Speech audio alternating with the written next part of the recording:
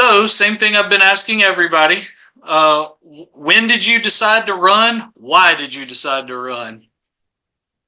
Well, for me, uh, I posted my announcement on social media, I think beginning first or probably second week in January. And probably just like the other candidates, it seemed early to us. It kind of came as a surprise when we had two of our city council members vacating their seats. And so I guess it all started when Buddy announced that he wasn't going to run for reelection, and then Ben Short and Lisa, raised their hand and are stepping up to try to lead the city. And so I think that started raising questions in my head of, okay, well, if they're leaving and vacating those seats, then who's going to fill them? And do I want those people to fill those seats? And do they have the values of trustful at heart, or it started worrying me that all these seats started vacating. Then I heard there was a third that was going to open up from Perry, and then possibly Allen. And I thought, man, four city council seats and a mayor position opening up. That's a fast, two things could happen. You could either ruin your city, or you could have some good leaders step up and fill those spots, and you could take a good turn for the city. So just thinking about that a lot, I started, you know, diving deep into my own experiences and into my own desires of, hey, can I help this? Can I use my experience in the past, my knowledge now of the city, my knowledge of the city in the past, and be able to formulate all of that into one big skill set that would allow me to lead from a city council position. So anyway, that's how the desire kind of rolled in.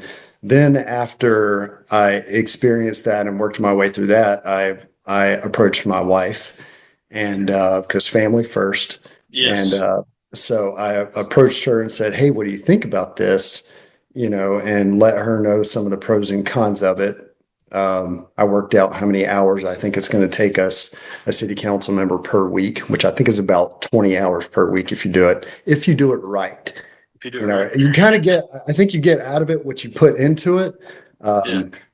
I'm an engineer, so I go all in and I dive into the details on everything. It's kind of a Yeah. blessing and a curse. But anyway, so after I spoke with her and got her blessing, she said that she candidly told me that she thought I would be great at it, and she thought it would be good for the city. And nobody knows me better than her. So to hear her say that was kind of justifying in my desires. And then I went to my kids, and because I have a 10-year-old and an 8-year-old, both very smart kids.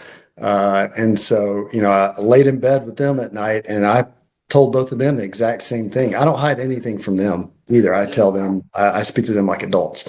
And so anyway, I asked my son, and, I'm laying in bed with him at night, and he goes, "Dad, don't do it." Because I told him, I said, "Buddy, Monday nights or whenever city council meetings or workshops are going to happen, I'm going to do this for the city, if I'm elected in."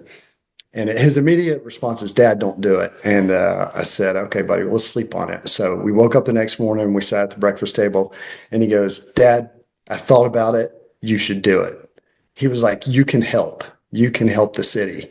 And Oh I wow. said, "Okay, buddy." It's giving me the chills just talking about it, because Yeah. proud dad moment for No a kidding. 10-year-old to move outside of himself and to think about the world around him and how and that effect, and putting that in front of yourself. So it was a proud dad moment to see that happen at Yeah. my breakfast table. And then, yeah, my daughter, I got her 8-year-old blessing too. So the family's behind me.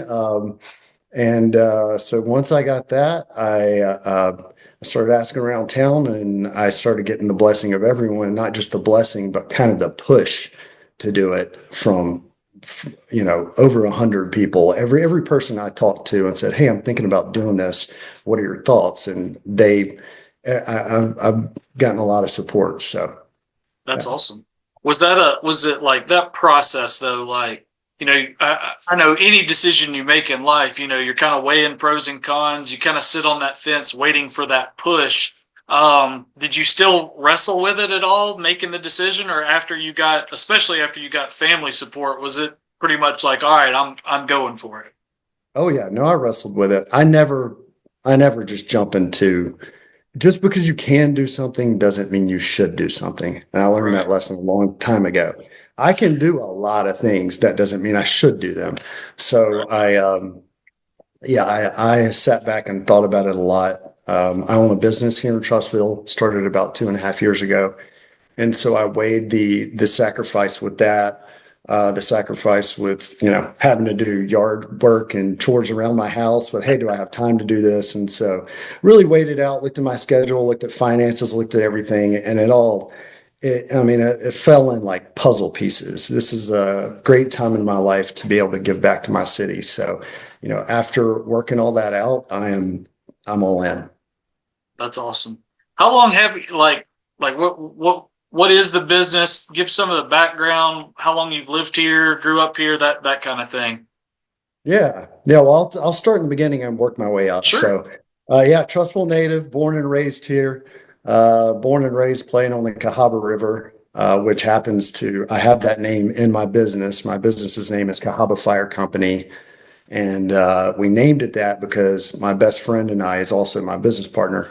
We grew up canoeing and kayaking on the Cahaba and camping, and it is near and dear to our heart. I love that body of water. Anyway, so after growing up here and graduating from Hewitt in 1999, I went to Auburn, and I had saved up a bunch of money in high school because I wanted to graduate without debt.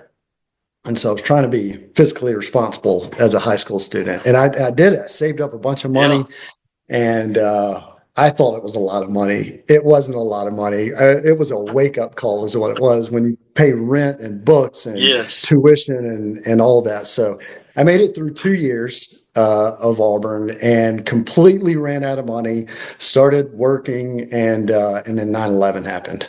Mm. And so talked to my parents and I said, hey, I think I'm not sure where our country's headed. I think I'm gonna take a pause on Auburn, move back home, save more money because I still wanted to graduate with no debt. Yeah. And so I did that, moved back home, and so I think that was about 2003, and lived here a couple of years. Started doing construction to save more money, and then I started going back to school to continue my education. So I went to Jeff State for a while, and then met met my future wife, or sorry, I didn't meet her. She turned into my girlfriend. I had known her all throughout high school. Oh So she yeah. graduated from Hewitt too. So she's from here as well. And her parents are from here, and we have all of our friends and family are from here. And she had a job opportunity to move up to New Jersey working in finance. And so she got her certifications and she goes, let's move to New Jersey. And I said, no, thank you. I'm not doing that. And she goes, well, let's visit. So we visited and we went snow skiing, an hour Oh away wow. from where we were going to live. We went to a couple of Broadway shows, had some fantastic dinners, and we just had a wonderful time. Went to the beach and everything was within an Yeah. hour. Yeah. Traffic was horrible, but Oh, of everything was course. within an hour. So we pulled the trigger, moved up to New Jersey, and she worked in Manhattan for 8 years. And her building was next to the World Trade Center, or was the World Wow. Trade Center. And kind of a cool story. You can take her old phone and swipe through her old pictures, and it looks like a time lapse of the building of Tower One. So it starts with Wow. a hole in the ground, where Yeah. the reflecting poles are now. Yeah. Next to it, you can see Tower One being built. So it's a Oh it's a my really neat, gosh. yeah. That's so Uh, crazy. so anyway, I followed her around the country. She kept getting promoted and promoted and promoted. She's a very bright individual. I went to school with aerospace engineers, and she blows all of them out of the water. She's very smart. So I can't win an argument with her to save my life, but No, no, none of us can. We just, yeah, we just don't even need to try. But yeah, so long story short, moved from New Jersey to Oklahoma, and the whole time I was Okay. collecting engineering degrees. So moved to Oklahoma, lived there for about 3.5 years. Pleasantly surprised how wonderful Tulsa, Oklahoma was, and then moved to Orlando, Florida. Lived there for Okay. about 4 or 5 years, and that's when I started working with a nuclear engineering firm, and I was going around to all the nuclear power plants and the national laboratories all over the United States doing stuff for Department of Defense, Transportation, and Energy. And so that Sheesh. whole time, and then we moved back to Alabama. She had the job opportunity to come back here, and we jumped on it. I couldn't wait to get back home, so, Yeah. and it's funny when you move away, moving back here, we're here in Carrington now, and driving back for the first time and going up the first hill in Carrington, I was so happy because of the trees, because of the greenery, Yeah. because of the Yeah. landscape. And when you live in Oklahoma and Florida, it is flat. Yeah. It's not, Yeah. and so to see the fall colors and to experience different temperatures, it gave me a whole new outlook, a whole new perspective of this town, a whole new joy of living here. And every time I go down that hill now in front of Carrington, I smile. Yeah. I smile looking out over the valley, looking out over the hills in Trussville and the trees and this city. So Yeah. I guess that's another part of the passion in me that wants to give back.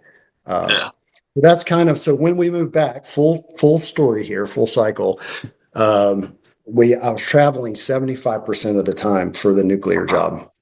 It was a lot. It's a lot. And I had just had 2 kids, and my wife and I discussed that that was not going to work out, the job, Yeah. and that I need to do something different. So I ended up leaving that job. And the whole time I had one of my best friends, Ryan King, who is a paramedic firefighter in Birmingham, has been Okay. for 16 plus years now.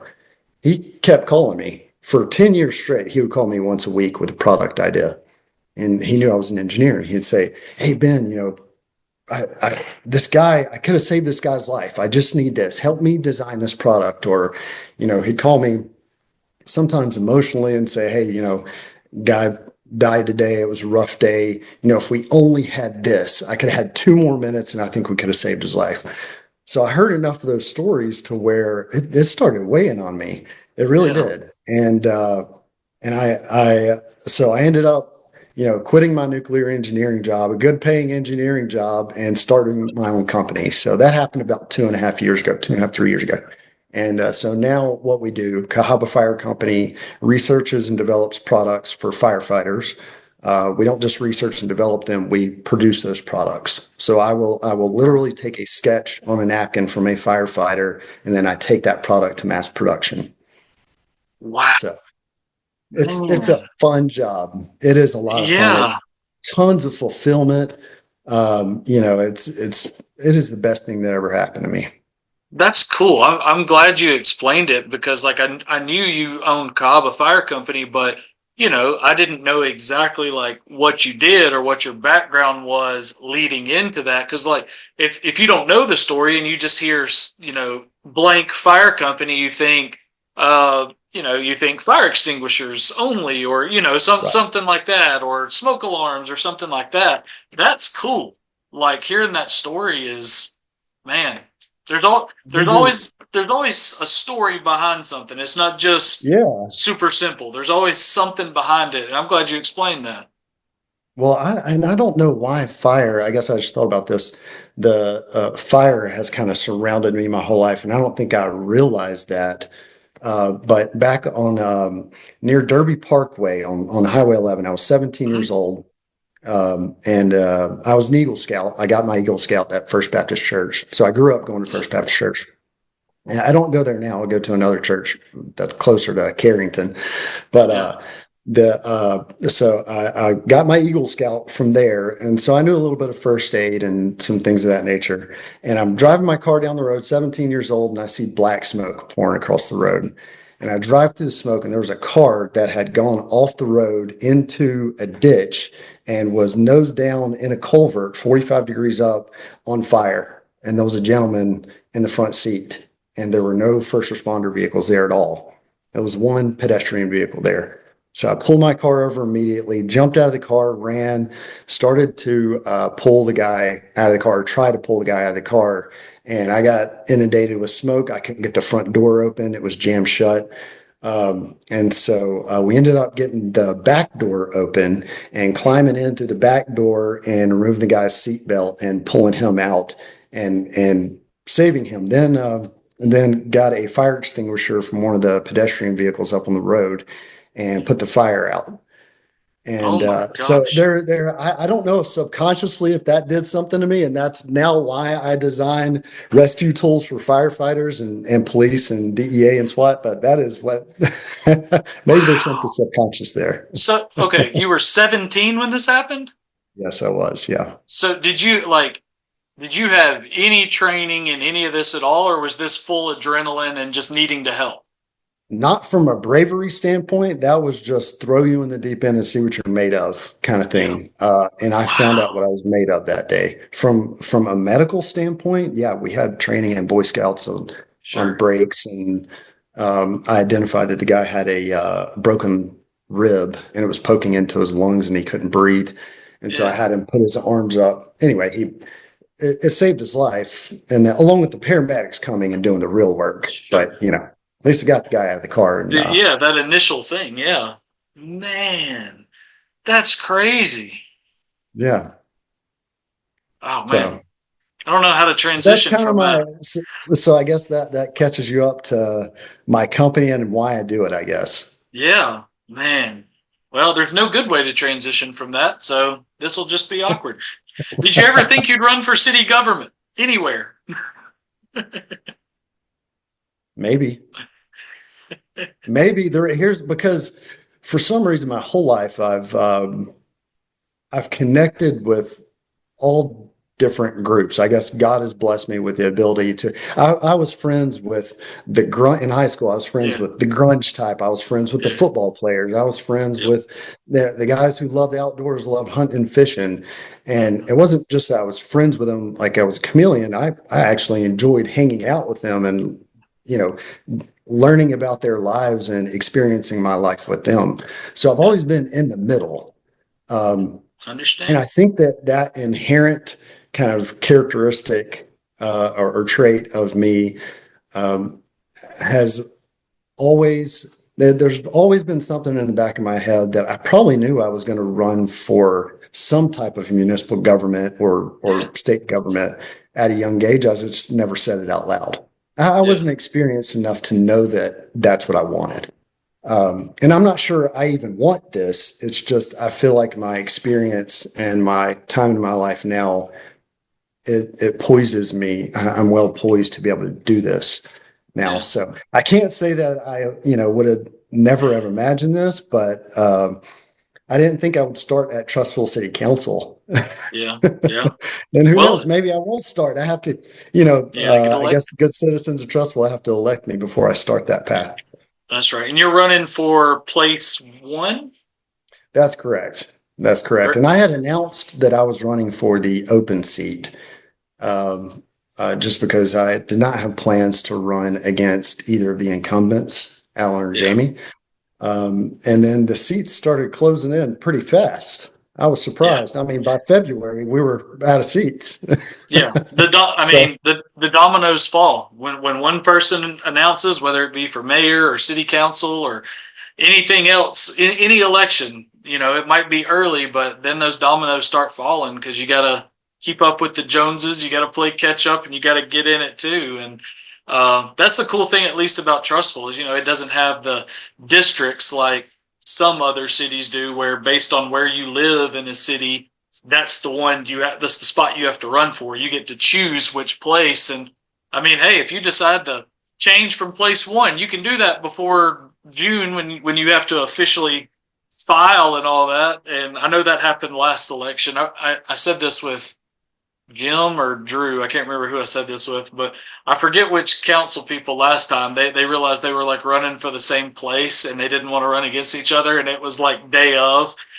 One of them was like, all right, I'm redoing my paperwork to run for this spot instead so that I'm not running against you. I'm running against someone else. So It happens up to the last minute sometimes. 24th, 4:59 p.m. That is your last second to decide.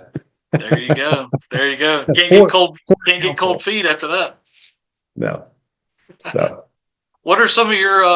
Do you have like, like I've said this too with some other people. It's not like, I mean, Trustful obviously has its challenges right now. I think probably the main, I would guess the main challenges are some of the, with the last tax vote that failed. So, getting that space for an elementary school. I know C Wing at the high school is starting to see work. The middle school projects as well. Those are some of the challenges, but by and large, Trustful doesn't have a lot of big issues. It's not a city that's struggling, that needs all this change and this and this. So like, what are kind of some of your goals? Like, I hate using platform, but like some of the things that reasons why you want to run, things you can contribute to if you're elected. loaded, complicated, detailed question you just asked. So do I you want know. my do you want the high level 50,000 foot view answer, or do you want the engineering answer? Because the engineering answer is going to take a while. Go Um, 50,000 foot view, and if I got a follow up, I'll hit you with it. that sounds good. So obviously, yeah, no, since you started with schools, I'll mention that. Yeah, the ad valorem tax not passing, there's lots of different what methods to get funding for schools. That could be one of them. Issuing debt could be another one. The city could issue a bond. Um, to my knowledge, I've been studying the financial records of the city of the past 8 years for the city now. And, I'm not sure that that's going to be a solution for us this time. I think that we've already issued debt to help with the schools. We've already asked for taxes in the past to raise millage to help for the schools, and all for good reason. I mean, let's call a spade here. That our schools are the economic driving engine for our city. Yep. And that is proven time. That's not from me saying that. That's from me researching it and understanding the economies of a city. And that is number one. That is the number one way to boost the economy or to drop the economy of a city. So it's very important. You can't overlook that. Was the ad valorem tax the proper way to get the funding? Our city voted no on that. Um, so we're gonna have to be creative. That problem still didn't go away. It still exists. And it's only gonna get worse if we continue to grow as Yeah. fast as we are. So we'll get to that point too. But the point is, we're gonna have to get creative on how to help our school system catch up and stay at par. Because once you get to par, it doesn't just hold there either. It Yeah. continues to grow. Yeah. So you have to plan ahead. I guess that's one of the things that sets me apart for sure is I have been told this, and I guess I've been through it enough to where I know that prudence matters. You have to be prudent. You have to look as far out into the future as you can. Even though we don't necessarily control our own future, we can definitely have a vision for it and come up with a plan to actually execute it. You can't just say, a city council member or a mayor can't just say, oh, we want to slow growth and we want to bring funding for our schools. Okay, well, how are you going to do that? How are you going to pay for that? When are you going to do that? What does the timeline look like? Is that prioritized over something else in the city? And so, that's where my engineering brain comes in is I see all of this as one gigantic long equation, and each of these pieces are variables, and not each variable has the same weight. Some of those variables may need to be taken care of now. They're heavier weight. And so, just like with any budget, you can't give everybody everything. That's it. There's not enough money to do that. No. You have to look at the needs and the wants of the citizens and of the businesses and of the school system and of all the programs within the city, and then weigh those out, put that into an equation, prioritize it, and come up with a plan to execute. Period. So I think that coming up with fiscally responsible answers and solutions to the challenges and opportunities. I'm gonna go ahead and add that because you said Yeah. challenges, but Yeah. I think we have a lot of opportunity here too. I mean, we're right at this crux of, we're at about 28,000 residents right now. Once you get to about, 32, 35,000, from my research, you have to start talking about getting a city manager or something like that, and having the mayor as a different position and have a city manager kind of take care of Yeah. that, because it's a huge responsibility. Yeah. So, we're at this crux of our mayoral election is important right now. It matters because they are the cream of the crop for the system. It's the leader of a business or of a community or sets the culture, and they set the vision and they set the focus, and then you have everyone under it supporting that if you're doing it right. And so, to me, I think electing voting in the proper elected officials is a very important moment in Trustville's history, because we're right at getting close to 30,000 people, and we still have enough space to decide what we want this place to look like. We still are at a place to where we do have the opportunity to slow down growth. And notice I'm saying slow it down, not stop it, because Correct. also from my research, if you stop growth, you adapt or die. You Right. stop to grow. You stop pulling in businesses. You stop pulling in sales tax revenue. Your education system doesn't get enough money to support its population. The Yeah. teachers start getting stressed out. You don't have the resources for buses. The students start living in trailers. It's all this big domino effect. And so I think that we have a really, really, really good opportunity to pull in some great leadership into Trustville, to make some sound decisions, to really look at the big picture from an economic development standpoint, from a 1 year, 2 year, a 5 year, and a 15 year, or a 10 year and a 15 year. And if we don't have that 15 year outlook, how are we going to look at properties like Deerfoot, all of that land on Deerfoot? Or how are we going to look at Glendale Farms? Or how are we going to look at some of these other undeveloped properties and put something there that's not just hodgepodge businesses? We need Yeah. to be intentful. We need to be thoughtful.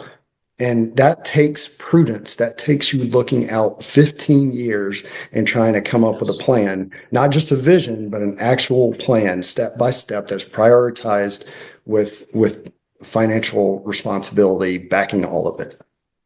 Can we just leave Glendale Farms alone? It's my favorite part of my drive. I drive past. You're in Carrington. I'm in Carrington. I'm in Stockton. So, and I drive past it 2 times a day. And can we just leave a spot for the cows, please? That's a great question. Not sure that's fully in the city's authority to do that. We don't own Yeah. the section of that land next to Carrington Drive, but we do own a large portion of that behind it. So yeah, I Let's grew leave. up on the Cahaba. I grew up on the Yeah. Cahaba, and I love nature, so I'm definitely all about having more trees than not trees. Yeah, yeah. I love the Trustful Tree Commission. Most of the people on it I know well. I try to advertise their stuff on our Cahaba Homestead Heritage Foundation stuff and all that. But I'm like, some of the like, it's like I'll see all this Tree City stuff happening, and then I see more trees coming down, and I'm like, it's kind of an oxymoron. Let's let's plant some more if we're gonna. I'm wearing a shirt with trees on it, of course. But I don't know. I know that land. That's where Fourth Elementary School and all that. I know nothing's really happening out there. It's just Trustful's gotten so big over the years that I think for growth that isn't necessarily residential. I mean, really, what you've got left is the two places you mentioned. You've got Deerfoot Parkway and you've got Glendale Farms, and I kind of liken Trustful in a way to like Mountain Brook. Like we talk about, if you put it in like high school sports, there's reclassification every 2 years based on your average daily enrollment. And Mountain Brook will never get out of Class 6A because they're kind of right in the middle of it, and Mountain Brook has nowhere to grow. They're kind of landlocked, that their borders are defined. and Trussville's borders are defined. We're surrounded, and it kind of looks like Deerfoot Parkway is obviously the big fish that's left, and then whatever becomes of all of that land at Glendale. There's just not a lot of big areas left, and I love so much that you use the phrase hodgepodge because I've used it quite a bit over the last couple of years. Really? Yeah, sometimes to my detriment, but I mean, I said this with Ben, the other Ben Short on our podcast. I was like, look, I know Hamilton Place property that project had to happen, where the Trustful City The school, schools yeah, and all that along right across from Winn-Dixie, all that walk-ons, yeah, walk-ons, walk-ons. and to me that is the most hodgepodge of a development that I've seen because you've got the Trustful City school system now, and I know, hey, people, it's not trustful money; it was paid for. That came from the state, so clear that up. But it's located there, next to a walk-ons, next to a gas station, next to a place that I do take my dog to get his baths and stuff, in front of an ER, There's a smoothie place there as well. the Smoothie King, an orthodontist, and a bank. It's like it's a weird. It's a hodgepodge. It's just I don't know. That one to me was odd. I knew it was going to become something, but I don't This know. is where this is where prudence would Yeah. come into play. This is where having a 15-year plan, pulling in a professional economic developer. That's Mhm. another thing about our that's another thing about cities growth that I've noticed is okay, city council are volunteers from the city, right? We definitely don't do it for the money. I mean, it'd No, be yeah, it'd come out to something like $1.20 an hour. It's not for the money. no. And so having volunteers come in that don't have certifications and degrees to make these huge Yeah. decisions for a city, to me, there's a better way. To me, we've got to do a better job with now. And hey, the people that have served on our city council, there are some very smart, Oh yeah. educated people in there. So I'm definitely not knocking on them. But what I am saying Sure. is once you get to, past phase one, which is Trustful's past phase one now, Yeah. and then you get to, from small growth to medium growth, which is what I'd call Trustful now. And then large growth would be, you can look at like a Hoover or Mountain Brook or somewhere off 280, which I think is too much. I would never want Trustville to be like that.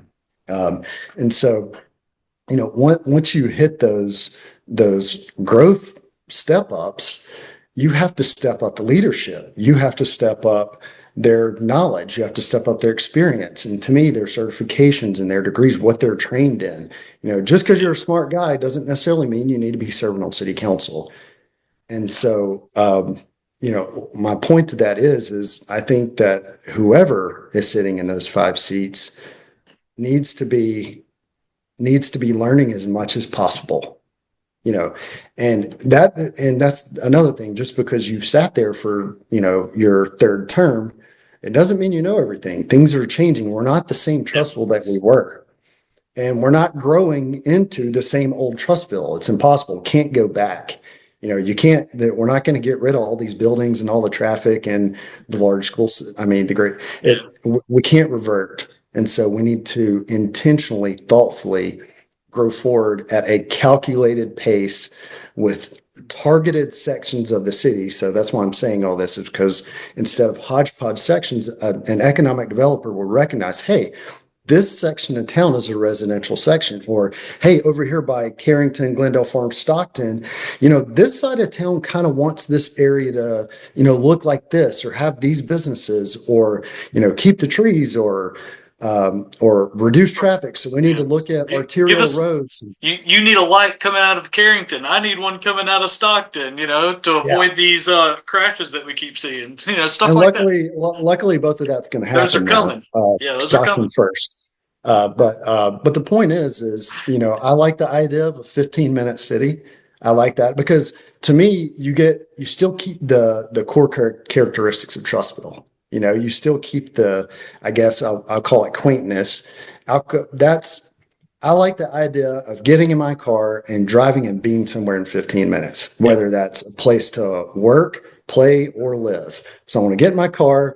And me as an engineer, there's not a lot of engineering jobs in here. I have degrees in mechanical and aerospace engineering, and I worked in nuclear engineering for a while. I can't really use much of those here. I have to go to Birmingham, or I have to go to Huntsville. I have to go somewhere else, or I have to work remotely.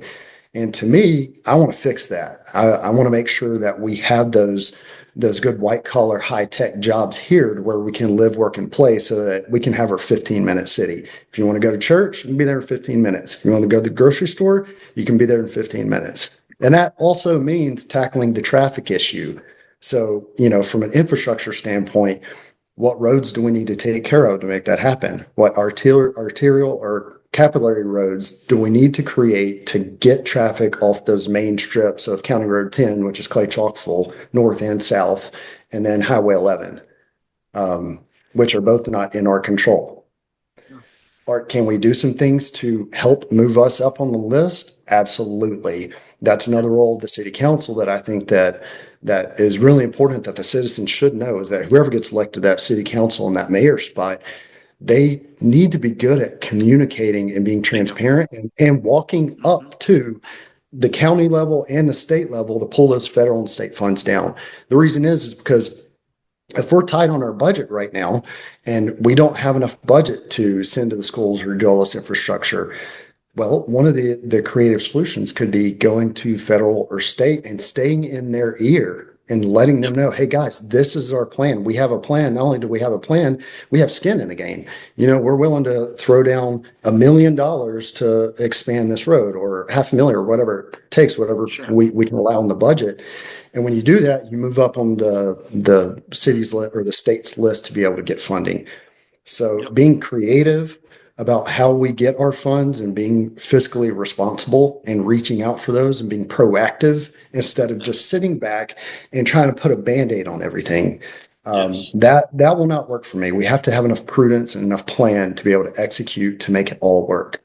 Yep. Makes total sense to me. Like it's crazy looking at things like like Highway 11 widening and stuff. I'm a history guy, and I've seen stuff as far back as like the 1960s and 1970s talking about like, hey, Aldot should be doing this on this road, and I'm like, man, I wasn't even born then, and we're still waiting on that. And yeah, you've got to be like you said, you've got to have the right the smart type people, that are leading things, but they've got to use those smarts in a way like you kind of have to be the consistent loud person with your Jefferson County Commission, with your people at AlDOT and that kind of thing to kind of stay top of mind with these people for the projects that you need. You do. There is funding in the state. Somebody is getting that. One of the cities around us is getting that money. Why not us? Why not us? Let us be intentional about it and go after that money. So I think that's a very good method to, keep our funding where it needs to be. Yeah. I want to ask you this. What, like, if you have, you've got two kids, so whether it be with your family or, if you just need a quiet time out, whatever around town, what are you going and doing? What about Trustful? Like where in Trustful is kind of your go-to spot if you need an hour? Yeah, I'm a dichotomy. I'm probably not the person to ask that question to, because I have undulating answers. Because I can live in the woods for a Yep. month in a tent, completely dirty, and be content, be very Yeah. happy, standing in the middle of Cahaba, pulling fish out and eating fish out of our clean waters. Yep. So that I can be very happy there, but I'm also an extrovert. So it kind of kind of clashes with me. So I also relax. I thoroughly enjoy being in the middle of a crowd and relaxing and talking to everyone and getting to know everybody and feeling everybody's energy and just having a good atmosphere. So having a happy place to hang out with my family that has a lot of fun, good vibes, like the entertainment district at the stage. I really like that. As long as it's not too loud. It's got to be Okay. quiet enough. Now, You I'm need you need 44 to. years old. I'm 44 years old, but I still don't want it too loud. Okay. It sounds like that scene in Friends, where Ross, Chandler, and Joey go to some club or something, and they're like 30 or something at the time, but they're like, did it have to be so loud? Right. You need to come April 4th. We've got three big time country music like singer songwriters coming, and they're playing a writers round. So they'll just be plugged into some direct input boxes with their guitars. Just telling stories and singing songs that they've either recorded or more often than not ones that they've written or co-written that have been recorded by, oh gosh, Luke Combs, George Strait, all these types, and they're coming April 4th. That's going to be a blast. Yeah. I read about that on Facebook, and I think I put that I was going on it. And Sweet. so I'm excited to hear about that. There's also another event the day after that, too. If Oh, people is it? end up missing Yeah. your event, I hope they make both, but there's an event called Answering the Call. And that's kind of a firefighter term or a first Yeah. responder term. Um, and it's happening April 5th from I think 6 p.m. to 10 p.m. And so there'll be firefighters and first responders all throughout central Alabama. They get all their families, and then we have some couple big names there. One of the Nashville stars is coming down, and Ferris is doing a VIP section. I think Umami Okay. is doing a VIP Yeah. section, and then it's going to be a lot of fun. Man, that's going to be a heck So of a yeah, weekend. yeah. So we're gonna have a fun filled weekend on the Wow. what that's the first week in April. Wow. Oh man, it's going to be such a busy time. Like I know, Yeah, it is. because that April 4th one is part of our third Heritage Days, and then oh gosh, I don't even know what all's that Saturday. I know the G's Ben Quilters are coming back. We'll have a home tour that Sunday. I don't know what else. I'll be running around everywhere April 4th through the 6th. Gosh.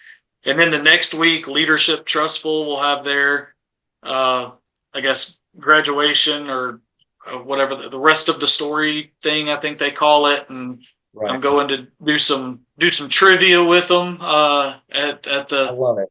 at the treatment plant. So got that ready to go. Hopefully I can stump some people. We'll I see. read your book. If they read your book, A Brief History of Trustful, that's the title, Yeah, right? yeah, If they read your book, I think that book is full of content. I'm gonna have to read it again. I read that it, in preparation of this podcast just so I would learn a little bit more yeah, about you.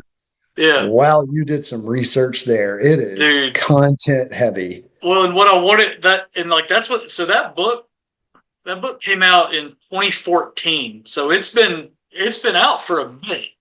And when I was tasked to do it, well, I kind of jumped at the chance, and they just said, hey, it's part of a series that we're doing all over, just this a brief history series.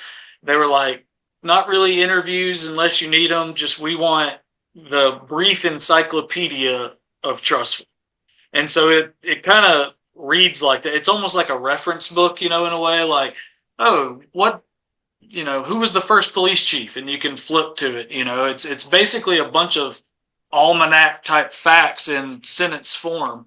But I'm working on it. I'm working on another one now. That's a lot more narrative nonfiction, which is much more of what I wanted to do of Trustful's history, and it's already like I'm probably halfway done, and it's already now that book you've got is it's 100 and something pages, but this one I'm halfway done, and it's already probably three times as long as that book is. So that's where I'm pulling a bunch of these trivia questions from. I'm gonna stump somebody, or I'm at least gonna try. It has to be multiple choice this way, so that'll eliminate uh some of stumping people. They'll be able to kind of decipher and stuff. But it's always a lot of fun to at least turn. I've turned it into a Jeopardy game, and we've had trustful themed Jeopardy and all sorts of fun stuff. It's fun. People get to learn something. Oh, yeah, 100%. I was in the Leadership Trustful class too, which, Okay. by the way, if anyone gets the opportunity from Yeah. Trustville to be a part of that program, it's remarkable. I've been studying leadership and innovation for, I don't know, the past 10 or 15 years now, and it is a top-notch program. I learned a tremendous amount. I learned a tremendous amount, just not about just leadership, but about our city. I was surprised how much I did not know. And I'm a Trustville native. I remember, driving to the one red light and say, "Oh, how do you get to your house?" Well, I go to the red light, turn left, go past Marvin's, and it's Yep. okay. And that was your directions. And Yep. so, the growing up and then, I mean, passing Amerex every day, and it's amazing what you think you know about Trustville, and then you go through Leadership Trustville, and it opens your eyes. It really does. Yeah. It opens your eyes from a public safety standpoint, a government standpoint, from an education, from our school system Yep. standpoint. It lets you see behind the curtains of That's it. everything. And it is remarkable. I mean, talk about a program that really is cultivating leaders for our city. Look at me. And look at Drew. I mean, when it really is creating Yeah. people who want to lead our city and is giving them the tools and the knowledge base on how to do and on how to start that. So it's a remarkable program. I love Yeah. it. Yeah, I think you said it best. Like, because that's the way I was going to describe it. Is it's such like the peek behind the curtain. Like, most people that haven't gone through that, or someone like me that had covered the city of Trustville for years and years and have written about it for years and years. You just see kind of the final product of something, right? You see that the Board of Education voted to do this, the City Council voted to do that. But something like that, you get to go to all these places, you get to meet all these people and see we have this many boards and committees that are made up of volunteers and experts in their fields that are kind of volunteering their time to help where they live, and you see just how man just how immersive it actually truly is. It's wild, and it's no wonder that class goes from, I mean, how long did y'all do that? How many months were you in? 8 months, It's a 9 months, a no, full it's year? I think that's a year long commitment. There you go. And it's See? once a month, year long commitment, plus some interim stuff in the middle. Yep. Man. So yeah, it's fantastic. I would do it. I mean, I would double the amount of commitment I spent. I'd go 2 or 3 times a month. It was that fantastic. Yeah. Uh, They did. so Yeah. anyway, I'm glad RC, just another testament to the living in kind of a growing city, but still keeping that quaint, still keeping that small town vibe where everyone knows each other, and that's one of the reasons I moved back here, that I wanted to move back here so bad, is because all the different places I lived, we didn't get that feeling. We did not get that. And it wasn't because my friends weren't there or my family wasn't there. It was just because the culture wasn't there. Trustville has such a unique family culture, and I want to do everything we can to hang on to that. I think it's a core element of our city. So Leadership Trustville is just another testament to how we're able to continue to network and stay together. And so, I guess that I'll say a couple more things here. I think we're running Yeah. out of time, but Go for it. um, that was another thing. I'm an ambassador for the Chamber of Commerce in Trustville, and it's fantastic being a part of that too. The Trustful Chamber of Commerce is for those who are listening who don't know, it's for businesses in Trustville to basically help your networking and your marketing to your local market.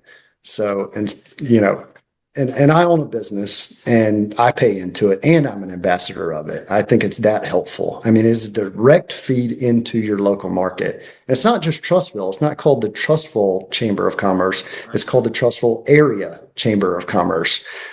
And so, I guess that speaks about another thing about our city and its growth. We can't just think about our city limits.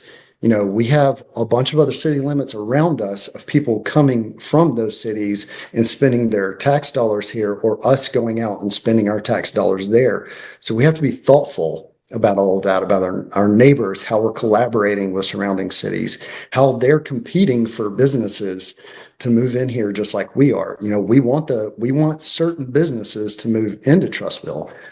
And so I guess that's a good lead into another part of my platform is I want to slow down growth a little bit and residential growth, and I want to bring in businesses. And I know that I said I want to create a place to work, play, and live. Yeah.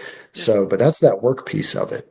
And so I have a lot of different ideas. I have a couple of really good economic development buddies who are masterminds at their job, and I have had night after night talking with them about the about pulling in businesses to Trustville. So I have a lot of really good ideas to be able to increase our places to work here and to help our workforce and create workforce pipelines from our school system. I have a lot of ideas. Yeah. Yeah. Well, you Yeah. got what? You get to talk about it for the next 6 months, right? Yeah. And hey, if people will let me talk about it, then I will talk about it. And I do have certain positions on things. Mhm. Uh, but I'm not going to call any of my positions hardline positions. I don't just plant a Yeah. flag and live in that space Right. because I feel like that's not listening. No. I Yeah. feel like you have to be an active listener, and not just to the residents, but an active listener to the businesses too.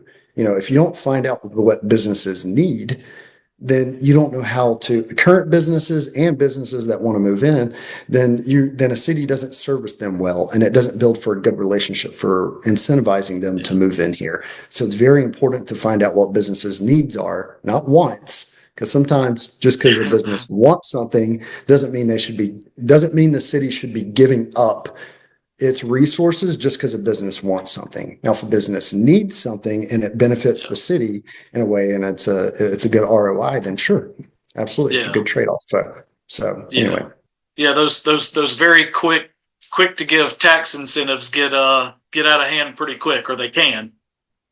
they can, and that changes from phases of growth of the city. Phase Yep. one, maybe you have to incentivize more.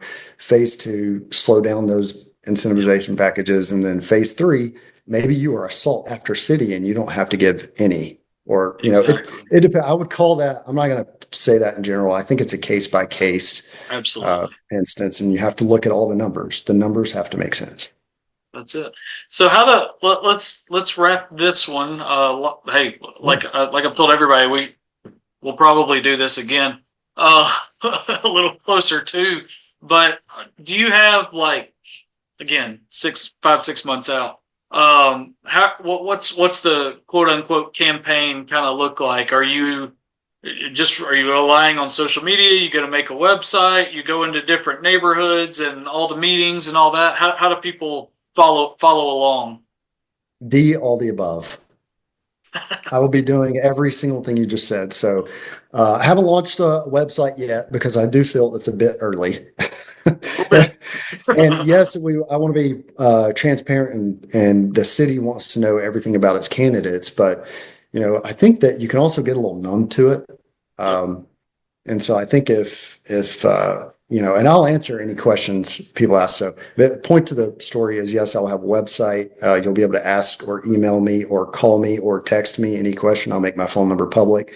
And from there, you'll be able to sign up from yard signs if you're willing to support my campaign.